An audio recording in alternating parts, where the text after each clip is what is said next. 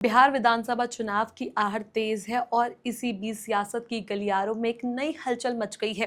कभी बीजेपी के मजबूत चेहरे माने जाने वाले राजपूत नेता, पहले राजीव प्रताप रूडी और अब पूर्व केंद्र मंत्री आर.के. सिंह, दोनों की नाराजगी खुलकर सामने आ रही है। सवाल उठ रहा है कि क्या बिहार में राजपूत नेताओं की उपेक्षा बीजेपी को भारी पड़ सकती है और क्या इसका असर सीधे सीधे बिहार चुनाव पर पड़ेगा। नमस्कार, मैं हूं चेष्टा नागर। आप देख रहे हैं द हिंदी टॉप। तो आइए आज इस पूरे मसले को विस्तार से समझते हैं। बिहार की राजनीति में जातीय समीकरण हमेशा से निर्णायक रहा। यहाँ का हर चुनाव इस बात पर टिका होता है कि किस जाति का वोट बैंक किसके साथ है। इसी कड़ी में राजपूत समाज यानी ठाकुर बिरादरी की भूमिका बेहद अहम मानी जाती है। बिहार की 243 विधानसभा सीटों में लगभग 30-35 सीटें ऐसी है जहां राजपूत वोटर सीधे तौर पर चुनाव का परिणाम तय करते हैं। यही लोकसभा की करीब 7 से 8 सीटों पर भी राजपूत मतदाता निर्णायक स्थिति में रहते हैं। यही वजह है कि हर पार्टी इस समाज को अपने साथ जोड़कर रखना चाहती है। लेकिन हाल ही के दिनों में हालात बदलते दिख रहे हैं। बीजेपी, जिसने लंबे समय से राजपूत समाज को अपना परंपरागत वोट बैंक माना है, अब इस समाज की नाराजगी झेलती दिख रही है।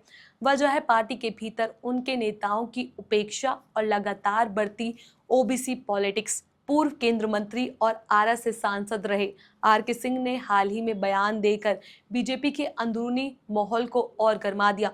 उन्होंने कहा कि प्रशांत किशोर जिन नेताओं पर लगातार आरोप लगा रहे हैं, उन्हें खुद सामने आकर जवाब देना चाहिए। चाहे बीजेपी प्रदेश अध्यक्ष दलीप जायसवाल हो या डिप्टी सीएम सम्राट चौधरी, सभी को उन आरोपों का सीधे सीधे उत्तर देना चाहिए। आर.के. सिंह का कहना था कि अगर उन पर लगाए गए आरोप गलत है तो मानहानि का मुकदमा दायर करे और अगर सच है तो इस्तीफा दे।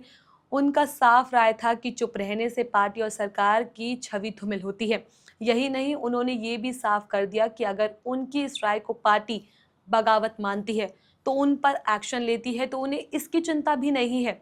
ये बयान सीधे तौर पर बीजेपी के शीर्ष नेतृत्व पर सवाल खड़े करता है और ये भी दिखाता है कि पार्टी के भीतर असंतोष गहराता जा रहा है। तो वहीं इससे पहले बीजेपी के वरिष्ठ नेता और सांसद राजीव प्रताप रूडी भी अपनी नाराजगी जाहिर कर चुके हैं।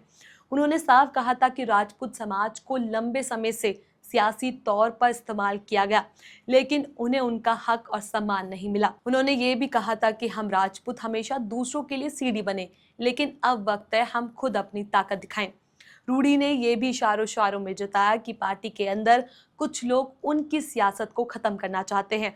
उनका दर्द साफ झलकता है। इतने लंबे समय से राजनीतिक करियर और बार बार जीत के बावजूद उन्हें ये सियासी अहमियत नहीं दी गई जो मिलनी चाहिए थी। बिहार की राजनीति में हमेशा राजपूत नेताओं की बड़ी भूमिका रही। 2020 के विधानसभा चुनाव में कुल 28 राजपूत विधायक जीते थे, जिनमें सबसे ज्यादा 15 बीजेपी से थे।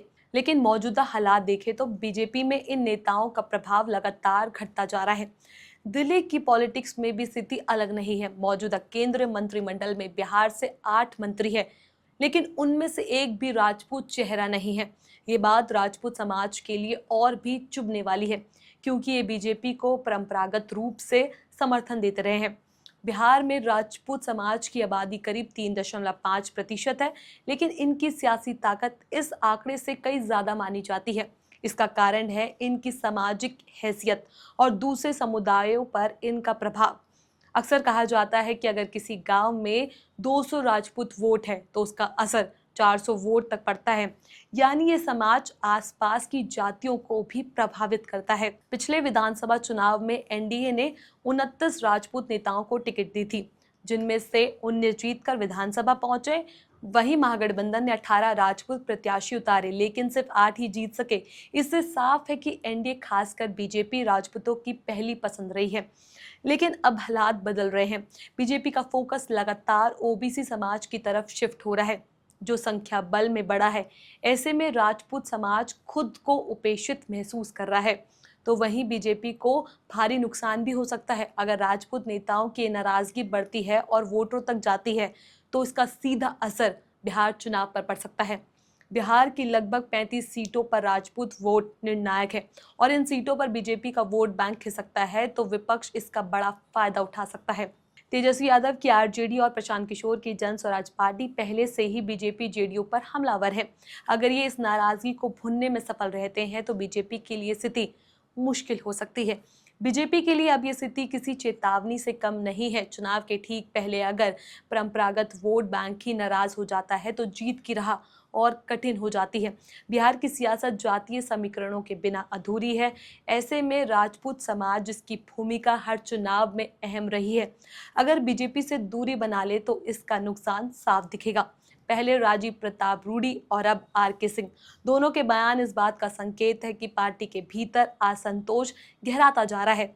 अब देखना होगा कि बीजेपी इस नाराजगी को कैसे संभालती है। क्या पार्टी राजपूत नेताओं को फिर से साधने में सफल होगी या फिर ये असंतोष चुनाव में उसे भारी पड़ सकता है। इस खबर पर आपका क्या कुछ कहना है, अपनी राय हमें नीचे कमेंट बॉक्स में जरूर बताएं। ऐसी और भी वीडियोस के लिए आप हमारे चैनल द हिंदी टॉप को सब्सक्राइब कर ले। इसके अलावा आप हमें एक्स, फेसबुक और इंस्टाग्राम पर भी फॉलो कर सकते हैं।